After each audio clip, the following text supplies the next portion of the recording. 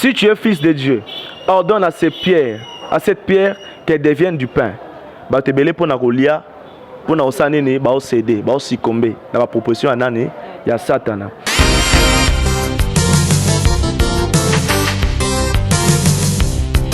Lorsque nous avons détrôné Saoul en esprit déjà, à l'ongolo za sou roi té. Mais bah tu vas monter ka roi. Hein? C'est ça sou roi té. Nous avons ponné déjà nani David a remplacé. Donc plusieurs pasteurs bon mon a bon boté ya cher. Baza bon nzambe té. Baza peut rejeter à cause de la conduite, à cause de l'alliance les a brisé.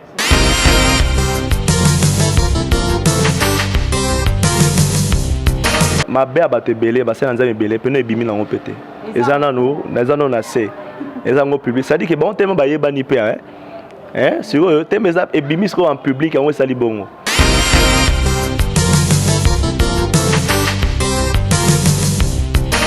Et ce que je peux dire na oyo komeli papa na biso, et ça que d'abord ils a regret mingi.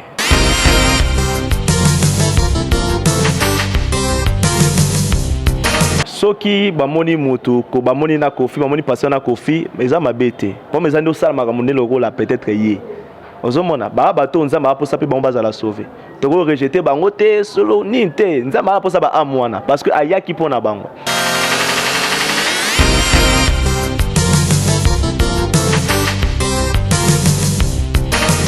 Bienvenue sur votre émission et ça là vraiment Essengo. Il y a Balandinion, il y a DMV Télévision, Bambo Tenabino et merci pour la fidélité. Au besoin continue toujours comme ça la biso la chaîne Nabiso et surtout ton besoin commenter, besoin partager tout ça biso vraiment plaisir il y a trop. Alors merci à toi Isaac Massakadoya à la caméra. Merci aussi à mon cordon sénateur Louté Telobo Trépied. Je vous aime tellement beaucoup. Alors tant aux autres la émission commenter partager en vraiment écola sabolingo oyo zanango pona M cube souci na biso ezalaka ya ko éveiller moral to pe mémoire ya bana nzambe po toyebi sans nzambe ezaka pasi. Alors ndenge to memelaka bino masolo oyo etali makoma mitope liloba ya nzambe to pe ndenge nini oyo biso to ko tambola en tant que ba chrétien malgré tout ce qui se passe lelo na église na mangomba en fait. Alors biso tant que bana nzambe to sepelaka pe ko luka ko zongisa bana nzambe bazala kimia po toyebi avec tout ce qui se passe actuellement dans mboka na biso Congo na ba icône na biso ba pasteur et tout ça vraiment passe. Alors je suis là avec pasteur Freddy Ntoki, c'est avec lui nde tokomekato solo là à ce qui concerne la parole de Dieu et merci beaucoup na kolanda biso, vous continuez toujours ko commenter que ça vraiment kitoko. Bonjour pasteur. Bonjour maman Meléa, et bonjour balandi na biso nyonso bazolanda biso. Na sebeli ko yamba bino. Merci beaucoup. Merci aussi pour la disponibilité à temps au Pessibiso. Na yebi que vous faites partie à ba pasteur au to yebi pe baza ba jeune. Si kana ndima koloba ke ngana koma koloba na lobaki donc ba pasteur jeune ba bomeli biso Congo pour beaucoup plus c'est ça ka ba jeune. Je sais que et ça les cas pour na yote parce que na yebi quand même depuis longtemps et je suis sûr que au kokota na ba lignée wana te. Mais la mission de l'église, c'est d'abord quoi? C'est quoi la mission de l'église? Jésus, lorsque Amati a tindi biso ba disciple naé, biso ba sainabi, aller partout dans le monde, fait de tous les gens mes disciples, fait de tout le monde mes disciples. Donc l'église, nous les hommes de Dieu, nous sommes là pour préparer des enfants de Dieu. Parce que Jésus revient bientôt. Nous devons, parce que l'église est dans un ministère, il y a 5 ministères où nous sommes là pour perfectionner les saints, pour un retour à Jésus. Donc nous sommes là pour enseigner, pour exhorter, pour paître les troupeaux de Jésus. Donc c'est ça vraiment la mission que nous avons, église. D'accord, mission ezali d'enseigner hein oboke na ba nation sobote ya posuka eya yango nde biso toyebi. Mais lelo oyo tozomona bato baza beaucoup plus entouré na ba bien matériel. Et parmi ba bien wana tozomona tolongola mituka et comme beaucoup plus sexe. Ba pasteur rebelle bazo tomber kaka na eloko moko et ozomona ba différentes personnes mais bazo commettre kaka ba erreur moko ekokana. Ça peut être dit à quoi? Bon, ce que je peux dire, erreur et zalara, batnyo so bisonyo so dans erreur, yo dans erreur, caméraman na sala père mon peu image quotité. Au moins c'est-à-dire que mes biso ba pasteur tozali ba modèle. Natanga ona no, c'est très important na Bible. Dans la Bible, il y a un téléphone. Dans un Timothée. 1 Timothée, Bible 1 Timothée chapitre 4, verset 11. Déclare ces choses et enseigne-les, que personne ne méprise ta jeunesse, mais sois un modèle pour les fidèles, en parole, en conduite, en charité, en foi, en pureté. Donc nous, des hommes de Dieu, tous un modèle, un exemple à suivre. Et là, mon maman me l'a foyer dans cette église, nous avons un billet, il y a $100, il y a un faux billet aussi, un vrai billet. Dans cette église, il y a aussi des faux, il y a aussi des vrais. Donc, ivre na blé ezali sauté na Matthieu 13 na matiki ba vrai na ba faux ba kolelongo aboyi pe kolongo la bango. Voilà pourquoi ce monde a ebelé o ezo sala malelo na Kinshasa na RDC partout dans le monde. Makambo ezo sala pour discréditer l'église de Dieu, pour discréditer les vrais serviteurs de Dieu. Au mona ezo ça ce qu'on mélange bozo ba sous-souté bon la confusion. Bozo distinguer les sous-soutés. Maintenant c'est ça l'objectif, il y a Satan. Pour distinguer, tu as la confusion. Parce que c'est un miracle, c'est un miracle. C'est pour disqualifier le vrai, pour discréditer le vrai, pour salir l'image. Or, tu as biso. Imaginez ce qui Nzamba Zali, vraiment, c'est ça dans le long vraiment. Donc, bateau ne baza fermé na foi na bango, bateau pe baza murté, baza fermé, ne bazo pe ça. Bazol barak église écoufité. Sur 3 personnes, 4 personnes de bakouy, est-ce que bango soit quoi? Non, ce n'est pas ça. Même Elimo ano le bango. On a très les gars moko. Oh, nous c'est papa nangai. Vous êtes belé, on va fléchir te. Donc on va fléchir, et on va que batnos va fléchir. Nous on les a que les diables ont visé pour nous discréditer, pour nous baby ça imagine sur l'église. Voilà, Tolobi, bana nzambe ya solo bae banaka malgré ba persécution, toujours faut qu'on persévérer parce que persévérance y a onde o nzambe vraiment alingaka mingi. Mais papa Freddy Tolobi boy, église ekolemba tendenge nini parce que même ba parents bazaka na esengo tant bazomona bana na bango bazokola, c'est-à-dire bayebi que force na biso eza toujours. Mais comment on a que ba jeune pasteur ou peut-être bazala qui encadre na bateau ti lelo ba pengwa te mais bango bazomona bana ngo ndenge bazopengwa lelo otoko koloba ke ndenge uti koloba oyo aza bien affermi autikala toujours na bonzambe komona pasteur Mike avec tout ce qu'il est ba valeur nyonso batu ba pesaka ye aller coucher avec une femme mariée. Biso mon côté bien même na Bible ce n'est pas bien et c'est si ko nzamba tikela mutu choix soit au bomi libala soit au continuer ça dépend mais un homme de Dieu pourquoi il faut kaka akweya nelo comment ko ça peut-être net nga na sengo featuring ndengo ye marabongo il faut conditionner nga je te donne d'abord ton cachet et puis comme bambeto wana nyoso za peka nini Satan peka mta lukalikam. Ce que je peux dire bioza kolobanini. Soyez vigilants, soyez prudents. Votre adversaire, le diable, rôde comme un lion rugissant, cherchant qui il dévorera. Les diables ont dévoré. Et pour notre bien-aimé, notre chantre de l'Éternel, et pour l'Église, nous devons soutenir au bazo koya. Bato baza makas va soutenir baza faible. Namabondeli, bien sûr, mais pas appuyer les bêtises. Et ce que je peux dire, na oyo komeli papa na biso, eza que d'abord eza regret mingi, et ça li passe mingi, toko sepelate na chute moninga. Ozomona parce que na Bible to moni batebele bakoyi et nzambe asenini a récupérer bango basengi pardon sincèrement. Mais ko ba répétition de nelo ko moko eza mabe.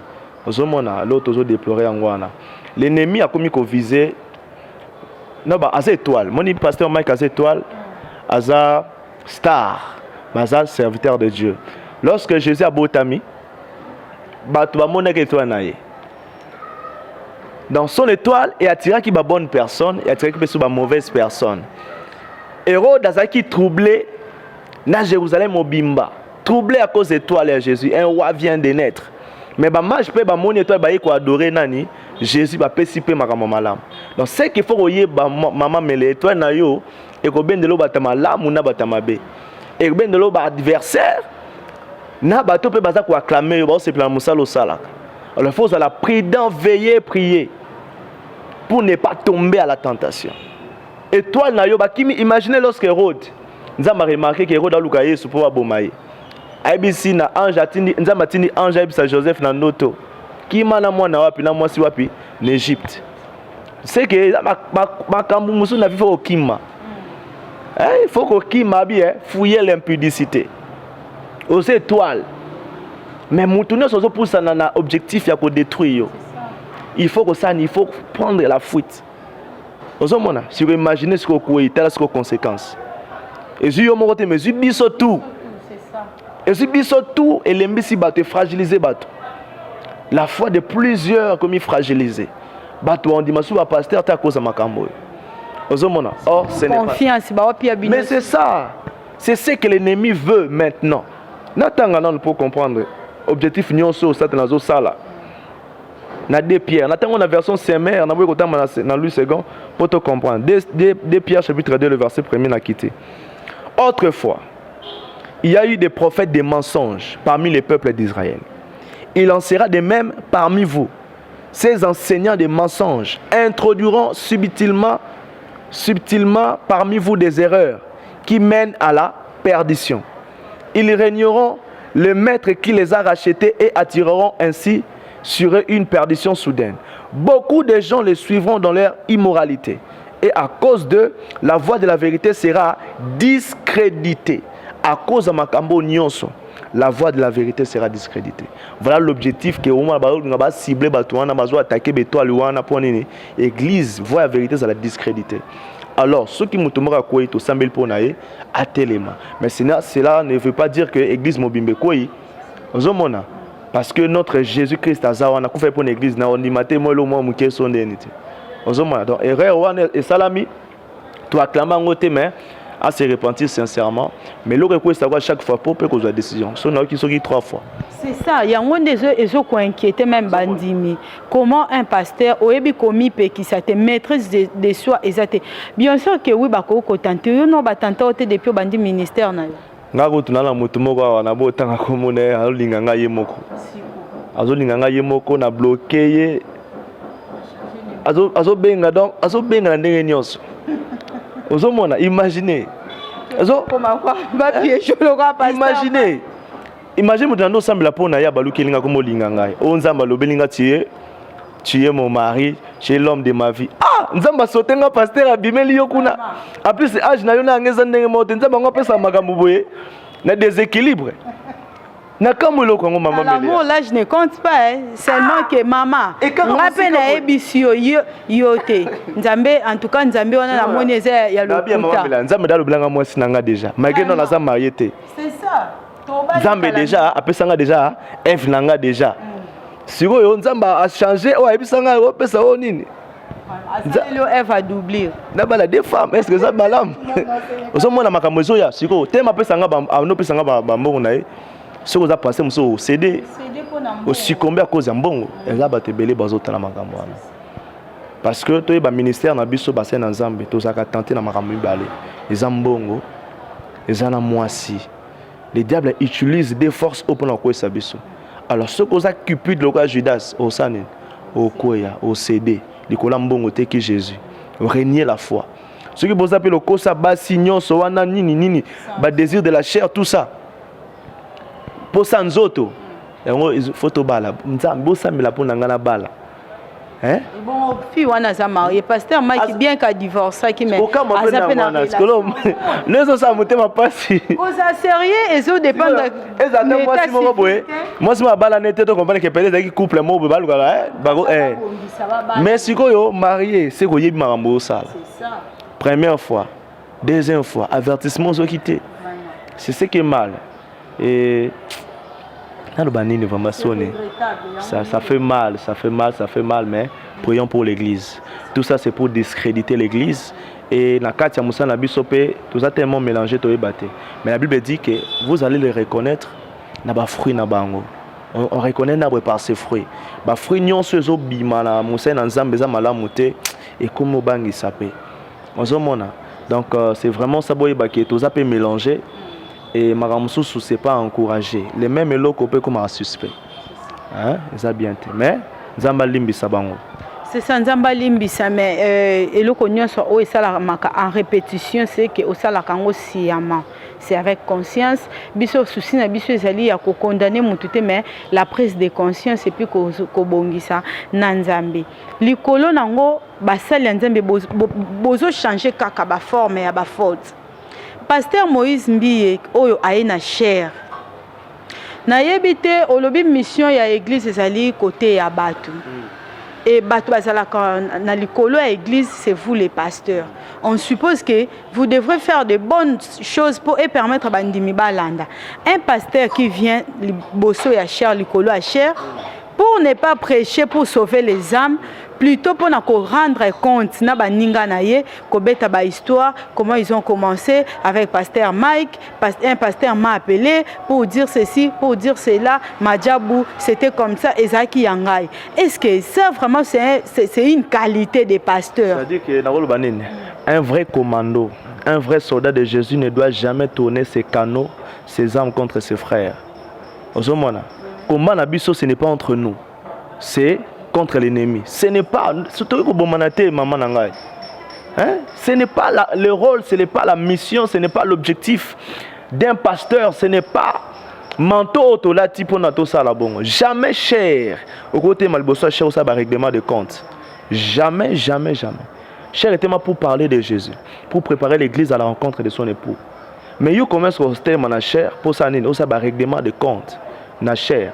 Pourquoi pas ndenge zala ke na église ko to ba problème ezali to sala ni pasteur abeng sabani to régler ngo na bureau to traiter makam. Ba RC zali on a Congo. Aîné bazali l'église. Pourquoi pas appeler aîné papa Sony, papa Boy, président ya nani oya komi président ya nani ya RC nani papa Dodo Kamba. Pourquoi pas appeler papa ta l'église tala bande kolanga boy tellement bozawana nini tosa ni tosi salikambo. Mais yo temi na cher. Hein? Nzamabi à moi la vengeance, à moi la rétribution. Au sali vengeance sur moi na cher. Est-ce que ce que bana nzambe siko pour baïna muninga pour église je peux imaginer conséquences de ce que yo lobby na yo mais t'as la persécution et comme une église va traiter bino banane aux hommes ça maturité exatée maturité là bas pasteur exaté n'habite manque ya formation manque ya nini ezo sala bongo au tirer ba arme pas bande kuna yo exposé tout stabilité de bien peut-être yango zo sala ba to ba déraper mais ali nino yo. Mon problème est raté entre les hommes parce que nous sommes hommes de Dieu. Côté homme côté Dieu est allé. Mais côté homme il y a un problème aussi la TP bateau makamba c'est à cause d'un bon business, ben intérêt moro éphémère. Mais et comme il m'a bé parce que zo sala ma règlement de compte wapi na cher. Bozo beau man na cher. Bozo mona ce qui fait mal comme on a papa Moïse Mbi est pasteur. La PC mbote, la PC ba son mbote. Mais c'est regrettable que ote manacher au tirer baninga. Pourquoi pas chercher nandenga c'est ba preuve no garder en haut. Vous avez ba preuve mo garder en haut. Est-ce que ça censé le Saint-Esprit atinyo te manacher buka baninga? C'est la question que je me pose. Est-ce que basali ya Nzambe tant boya kapena na cher. Bozwa kapé tant ya ko bonde la penza parce que bino bolo barana biso. Ma soeur, ce qu'on il faut non que sambela. Nzambe pena alobela yo à travers l'Esprit Saint. Bino moko peton boya kana cher. Vous vous préparez pour Saint-Esprit en wa pesa yo maloba nino ko koloba pour édifier peuple de Dieu. To bossa la sentiment. Moni maloba oyo, la parole de Dieu est épée. Ma benga ngo épée. Maloba ils ont la capacité à créer et à détruire. Ozomona. Alors ce que vous utiliser maloba te, que utiliser parole te, ça va détruire les autres. Bon mes amis, la Bible dit que soyez-en ni scandale aux Grecs, aux Juifs, ni à l'église de Dieu. Tout ça là scandale té. Ba propos na sous comme ba scandale tout ça sur ba modèle té. Ozoma otoza ba to photos ba modèle na nyonso na conduite en parole, en charité na tangaki na 1 Timothée 4 wana 11 okititi na 12. Donc tout ça ba modèle en parole, en pureté, en foi. Parce que maloba na yo ezala scandale té. Parce que ozali nani, ozali guide, ozali modèle en église. Bazo yo kayo. Mais là, on a le bassin sur photo et maman Meléa. Nous sommes pasteur, parce que Netinganza Masalanga grâce. Plusieurs de pasteurs, le Saint-Esprit a rendu témoignage de ce qu'ils sont. Ce ne sont pas pasteur, mais baba pasteur. Le diable a changé les stratégies. À cause ça la paix bon. Entre Bango Bafoba Bunda pour salir l'image de vrai. Le diable est capable de faire ça. a changé stratégie satanique politique moroboy. Bon, bon bête na ba arme bino na bino pour ça nini bimisa baninga msuse discrédité bango. Lorsque l'invité ceux qui avant-hier, j'ai prié pour l'église. Nous avons imploré pardon ensemble. Et na lali, je makambo ebima ki Moïse mbi a exposé makambo. Na lali na moni nini après avoir prié. Na moni nini plusieurs pasteurs réunis ba kende na rendez-vous par pasteur Moïse mbi et pour ba bisaya ya bomamo tatika. Ngape na ina kati parmi des pasteurs et d'autres pasteurs, des vrais pasteurs. Toro kende na réunion ezaki 0 heure. Tout un pasteur rendez-vous à PC Bisso. Donc il a rendez-vous à PC Bisso à Zate. A été. Malgré le nombre de gens nango a été à tous ces rendez-vous. Tout l'embi to mozonga. To zonga to se retrouver na forêt moroboé. Nettement montagne mais forêt to mata to zonga. Tout à coup et telemi mutumoko a telemi wana. Azaki un peu bizarre un peu ça na mabanga zo bamba siko biso bato ute kuna. To azo bamba mabanga to mi disperser. Tomi dispersé, Tokima. Ce qui veut dire, Batebele contre Makambo. Batebele attention, dans ma dossier aux hommes na Makambo plusieurs pasteurs seront salis. La détruire. Déjà pasteur Marcelo na kati Makambo. C'est ça. C'est plus parce que il a gardé le silence. C'est ça la maturité.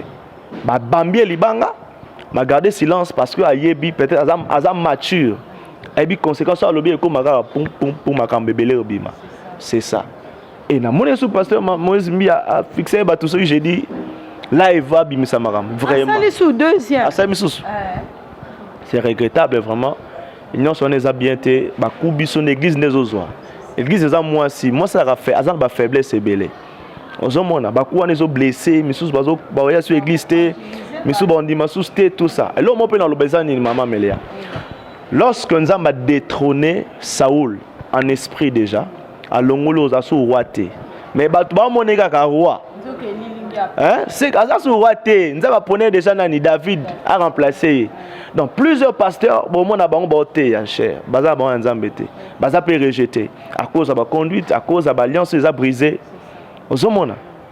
Papa à chaque fois. Est-ce que c'est la mission de l'église? Ozo bombardo zo buka pasteur papa est-ce que nzamba beng obandaki na molimo soki na nzoto?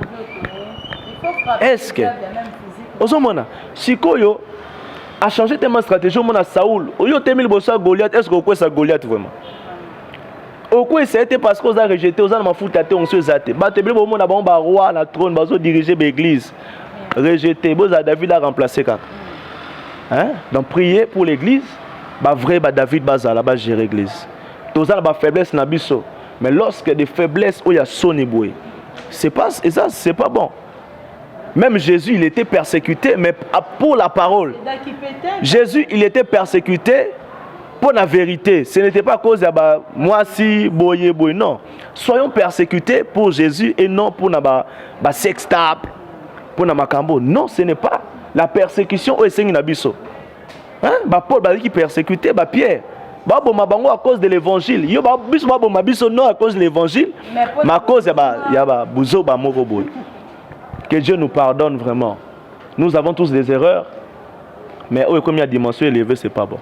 Donc toujours quand on a monde à pasteur en tout cas to ba ki photo solo la lelo to yeba qu'est-ce qui se passe dans monde à pasteur na biso Joël Francis oyo apesa na prophétie à hôtel moko MP to ebite sopo akendara kuna to beta ki yango ka rapport to lobi bon akoko se tromper aye ko finga batete la na ebite so landaki prédication on a toujours na chair.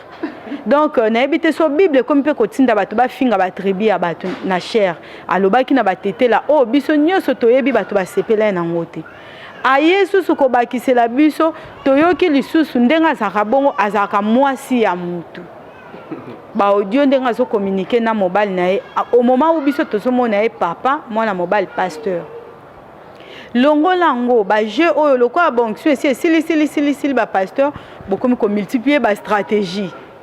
Et lelo oyo to moni vidéo a coopéré à pesa mutu 15 000 francs po andima ki azalaki na bakisi biloko ye moko atreke atie na mutu sikoyo tolobaka nini nyonso wana eza na oka po boza makasi te bokomi kosede na nyonso ontu esila to bastratégie yango ezo wana yasaki yo nini moko ezosali bato nyonso ozomona. On reconnaît un arbre par ses fruits. Mais Congo a combien d'habitants? Combien de pasteurs? Chaque jour, peut y Biso no toza biso no tozi na biso no succès te ben onte. Toza ce que belé. Ozoma toza belé to ce qu'on a go ba tante ngai. Première année, Bible za ko lobana 1 Thessaloniciens chapitre 5, na bani verset 20. Ne méprisez pas les prophéties. Na 21, mais examinez toutes choses, retenez ce qui est bon. Na 22, abstenez-vous de toute espèce de mal. C'est-à-dire que prophétie ne se go bimanango. Nga sona examiner na monango yanzambe te. Na rejeter na ngango. C'est-à-dire que prophétie ne se go bima au méprisant ngo te. Mais au sai nini, au sai l'étude. Est-ce que c'est selon la parole? Est-ce que tali, tu te poses des questions. Mais cause la moi na zambe longolo intelligence te sagesse te. Cause la moi na zambe longolo te soyi au sala ba réflexion pour ba réflexion. Non. C'est ce qui est mal là-bas chrétien, les lobes fidèles. Mais professionnels sont moniques, ça ils sont cadrés dans ma ramazam, mais tu rejettes. Ce n'est pas la prophétie qui est née écoute solo là, non. La prophétie te prépare et ça ça la ko bongisa nzambe, ça la ke oye ba maka mususu. Mais église vendre na parole, l'enseignement na maramonine.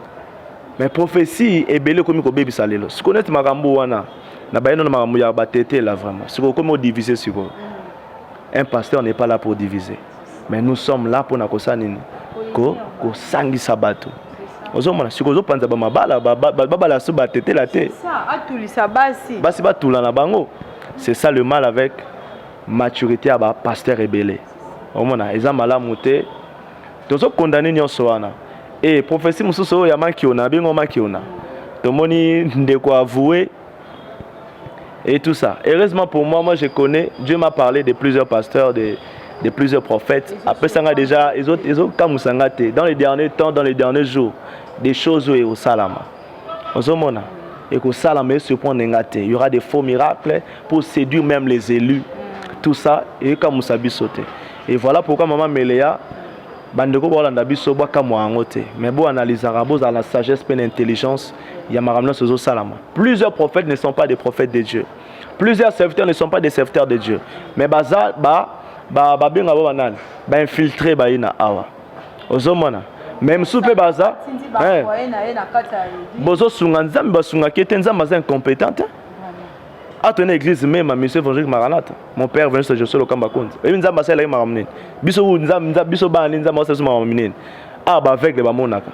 Qui cité l'autre. Yo yebinga nzamba zonga na ndako nganga. Na kota ba ndako nganga na sala ba maji. Suna ke suba nganga na mona buzo ba nyoso kuna. Alingaka lianga tina ba cimetière. Pour na succès na ke olala ba cimetière, pour na succès na sala buzo ba na teka ba ndeko na ngai. Plusieurs bakomi na baza prêt à steka nyonso pour na succès, pour na buzz. Et non tant que l'on a Luc 4, peut comprendre en gros. Jésus a dit tenter la pour la gloire éphémère. Pour na ba gloire nyonso assez, pour na succès dans Luc chapitre 4. Nata ngombango. Sogi yesokoto batanta qui est bongo sugo. Yoka, babi Jésus rempli du Saint-Esprit. Revint du Jourdain, il fut conduit par l'Esprit dans le désert, où il fut tenté par qui? Par les diables. Pendant 40 jours, il ne mangea rien durant ce jour-là. Et après qu'il fut écoulé, il eut faim. Le diable lui dit, si tu es fils de Dieu, ordonne à cette pierre qu'elle devienne du pain.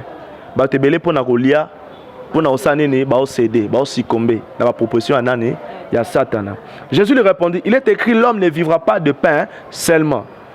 Le diable l'ayant élevé, lui montra un instant tout le royaume de la terre. Alexis Mokili Mobimba. Kolo Mokili, mais Satan a nini. Alakisi. Et lui dit, je te donnerai toute cette puissance et la gloire de ce royaume, car elle m'a été donnée et je les donne à qui je veux. Donc Satan appelle ça la puissance, gloire na motonyo sur lingi. Même là-bas faux prophète, même là-bas nous sur lingi là-bas pressé, balingo sambelate ko génété le roi biso. Bango pe baling la bango bongo ceux qui va se prosterner Satan appelle si bango. Jésus lui répondit, il est écrit, tu adoreras le Seigneur ton Dieu et tu le serviras lui seul.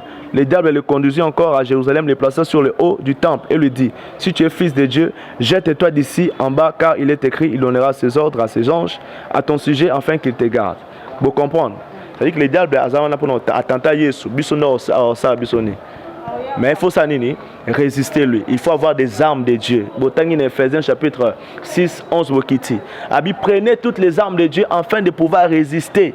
Donc le pouvoir de résister au diable réside lorsque tu as les armes de Dieu. Si tu as des armes, tu as la vérité dans la carte. Mais le pasteur est menteur.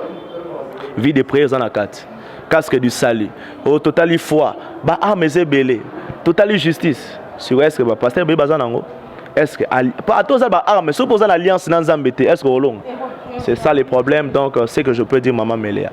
Voilà, c'est ça le plus important, ils allaient tous se remettre en ordre, surtout dans Zambé, parce que Bolembi si batu ebele, tous au monde te pasteur nini oyo. Mobali moko kokotika pena mwasi na ye akende ko sambela ndeka lezala kisi y a un problème ba bengi mosali ya Nzambe po akota kimia na libota imagine Kofi Olomide akomi pe ko pesa ba nakoloba nini ambo lo ba pe likolo église. Imaginez t'as la pouvoir to pesi bango hein. Mais Kofi Olomide c'est depuis longtemps. Aloba Kango, ceux qui Moïse Mbi a Koti Lola, Mike a Koti Lola, Marie Missam a Koti Lola, c'était encore avec qui y est pas au Kota. Si que les lots ont mona bossé que bazaki de na place mo bakuta na ba Kofi, Mike Kalamba est au mona qui ba photo na hérité, Moïse Mbi na fali poupa, bazaka ba ningati. Bon échange. Netingai, j'ai des amis na bato. Ça dit que bon mes amis je peux parler avec Kofi, je peux manger avec Kofi.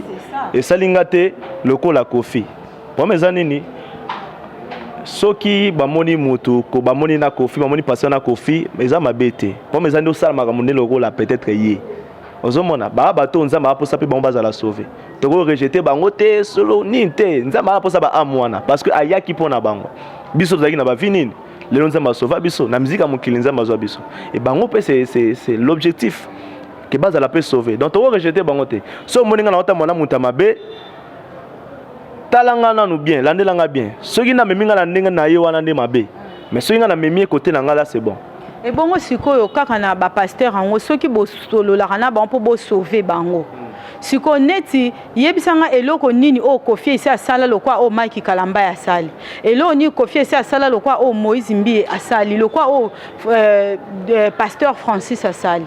Moni diable atagate au baza déjà hein diable atagabo ba contre yi diable ça en abat pasteur mais là bien en réalité dans l'homme babi ni bien en réalité dans l'homme c'est l'esprit nous on entend c'est l'esprit toi ce qu'on a deux forces esprit à Satan et Nzambe ozomona faut le force moko si quelqu'un est en Christ il est une nouvelle créature les choses anciennes sont passées si au cas comme on a wana même comme si que comment c'est que esprit change makambo change.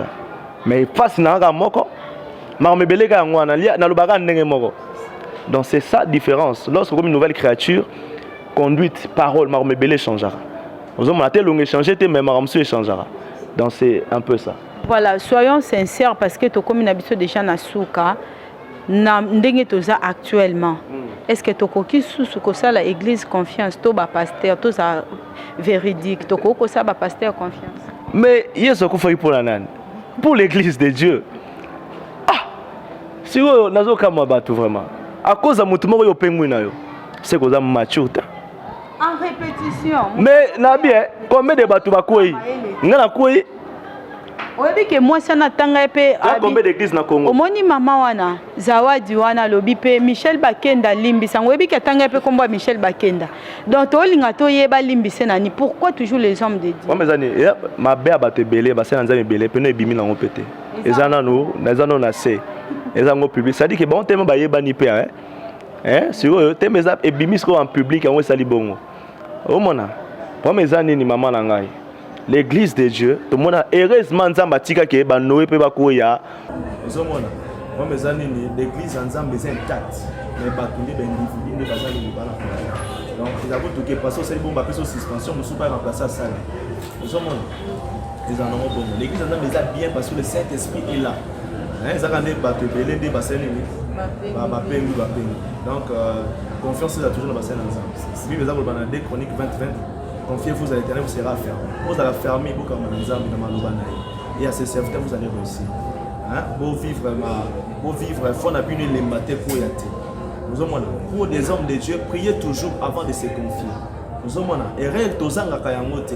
Mais à Kamusus, nous avons un papa qui m'a église. Nous avons un pasteur qui m'a dit bime église. On n'est pas Yesu à tout, nous sommes en ligne. Donc, répentez-vous sincèrement, les hommes de Dieu, répentez-vous. Les enfants de Dieu aussi, répentez-vous parce que Jésus va venir. La repentance, ce n'est pas que pour les brebis, mais aussi pour les pasteurs, aussi pour les prophètes. Donc, repentance, c'est pour tout le monde. Ma pasteur cupide, ma pasteur idolâtre, ma pasteur il y a ma sexta, ma pasteur il y a ma PD, il y a ma camarade qui on a tout ça, répentez-vous. Béni vous banez dans un beau souki ma vie. Beau souki va Saoul te par. Nous en obéissance, ça la vie se passe. Nous abana, nous avons la vie bambo, ça la wana c'est pas bon. C'est regrettable. Voilà, merci beaucoup. Nous sommes déjà à la fin de notre émission. Alors, merci de nous avoir regardé du début jusqu'à la fin et partagez nos émissions, commentez sur tout ça et tout. On était là avec Pasteur Fredin Sophie et Naïde Famad Siloli. Ah ouais, je pense que tu as fini, tu as accusé, tu as condamné, tu as souci na mission Zali de sauver seulement l'examen. Tu vas commander pour tout ça la paix. Numéro de téléphone si possible. Pour la cause Abisso, c'est plus 243 82 37 47 046. Plus 243 82 37 47 046. Na WhatsApp. Comme Melangaï, Baraket, Nabino Tosambe. Ceux qui doivent m'amener une émission, Bolim Sabisso. Bolim Sabisso vraiment sincèrement, mais la vérité affranchie. C'est pour vous libérer. Vous êtes un peu calme. Et les cas, c'est ça. Après, c'est moi qui ai l'andignon sur MTV. DMV TV.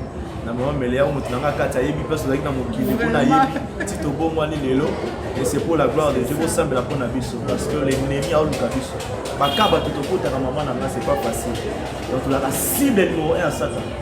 Nous avons la victoire. Nous avons la victoire. Nous avons la tentation.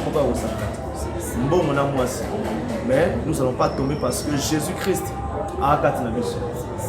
Donc, il a été beau ça au nom de Jésus. Voilà, merci beaucoup. Ce qui compte beaucoup plus, c'est l'intérieur. Alors, il faut que ça ferme. La fermeté aussi sauf. Dès que le pasteur Fredin Lobi, vous avez la tentation, mais souvent, il y a beaucoup de merci à toi, Isaac Massaka, à la caméra. Merci à mon cordon, sénateur de Tété pour traiter. Et on se retrouve prochainement. Merci.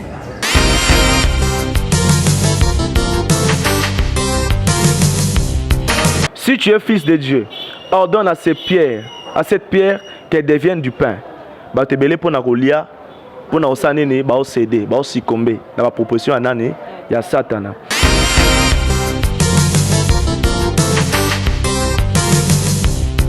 Lorsque nous avons détrôné Saoul en esprit déjà, à l'ongolo zasu roité. Mais bah tu vas monter kaka roi. C'est ça sur Waté, nous avons pris déjà Nani David a remplacé. Donc plusieurs pasteurs, bon mon a bon boté en cher, baza bon enzambété, baza peut rejeter à cause de la conduite, à cause de l'alliance les a brisé.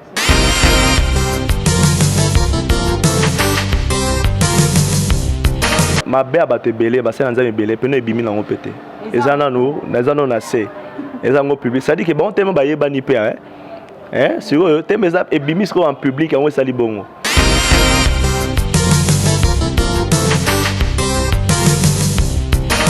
Et ce que je peux dire, na oye komeli papa na biso, eza que d'abord eza regret mingi.